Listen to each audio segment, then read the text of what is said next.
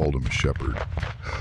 Back in the green hills of New Zealand's east coast, Moana, Nui, Akiwa, and Garamu knew the rhythm of the land. He knew the silence of the mountains. He never expected that his name would one day be etched into the history of global warfare. March 26, 1943, Tunisia. A rocky outcrop known only as Point 209. Ngarimu stood there, 23 years old, drenched in sweat and blood. He was out of ammunition. He was out of grenades. The most advanced army in the world was screaming up the hill toward him. And Ngarimu? He reached down. He picked up a stone. This isn't a movie. This is the story of how a piece of rock and a man's mana broke the German line. The Tabaga Gap was a death trap. For the British 8th Army to move forward, the 28th Maori Battalion had to take the high ground. Point 209 was the crown of that ridge. It wasn't just a hill. It was a natural fortress of jagged limestone and hidden machine gun nests. The Germans held the top. They had the MG-42s, the Hitler's buzzsaw. They had the mortar pits. They had the vantage point. The Maori soldiers, they had the climb. Lieutenant Colonel Bennett gave the order. Company, led by Ngarimu's platoon, would lead the assault. They knew the odds. In the desert, there is no cover. There's only the dirt you crawl through and the luck you're born with. The sky turned orange, not from the sunset, but from the flares. Suddenly, the silence was shattered by 200 British guns firing at once. A creeping barrage. Steel rain. Ngarimu rose. He didn't walk. He didn't crouch. He charged. Imagine the noise. The roar of Spitfires overhead, the grinding of Sherman tanks, and the rhythmic thud of boots on rock. Ngarimu was at the front. Bullets kicked up dust at his heels. His Tommy gun was hot in his hands. Way up, a German machine gun opened up, pinning his men down. Ngarimu didn't wait for support. He ran straight into the line of fire. He silenced the post single-handedly. But the hill was a liar. When they reached what they thought was the top, they saw the truth. Point 209 was further back. There was a saddle, a flat, exposed piece of land between them and the real objective. They were caught in the open. The sun went down and the cold of the desert moved in, but the heat of the battle was just beginning.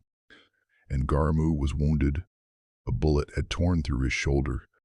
His men tried to bandage him. He pushed them away. "Stay on the line," he commanded. He knew that if he left, the morale of his boys would break. He sat in the dark, blood soaking his uniform, listening to the Germans whispering just 20 yards away. In the dead of night, the Germans launched a counterattack. They came screaming through the rocks. Ngarimu's platoon fired until their barrels glowed red. Then, the worst sound the soldier can hear, click. Empty magazines. No more grenades. A German soldier breached the ledge. He pulled a stick grenade, ready to wipe out the position. Ngarimu didn't have a bullet. He reached into the Tunisian earth. He felt a heavy, jagged stone. With the precision of the rugby player he once was, he hurled it. The stone hit the German square in the head. Ngarimu didn't stop. "Stones," he yelled to his men. "Throw stones!" For hours, the elite Panzer Grenadiers were pelted with rocks. They were confused. They were terrified. They thought they were being hit by a new type of silent weapon. They retreated. A shepherd had held the line with the earth itself. Morning, March 27th. Ngarimu was now wounded in the leg as well. He could barely stand. But as the sun rose, the Germans came one last time. They came in force. Ngarimu stood up on the crest, a silhouette against the white desert sky. He fired his last rounds. He stood defiantly, facing the enemy, refusing to take cover, refusing to yield. He was hit once, twice. Twice he died on his feet, but his sacrifice wasn't in vain. By the afternoon, the rest of the battalion reached the peak. When they saw what Ngarimu had done, When they saw the stones scattered among the shell casings, a roar went up. The haka echoed across the valley. The Germans, broken by the sheer spirit of these men, raised the white flag. Moana Nui Akiwa Nagoromu was posthumously awarded the Victoria Cross, the first Maori to ever receive it. But he didn't do it for the medal. He did it for his people. He did it for the man standing next to him. Today, we look at history and see dates. We see maps.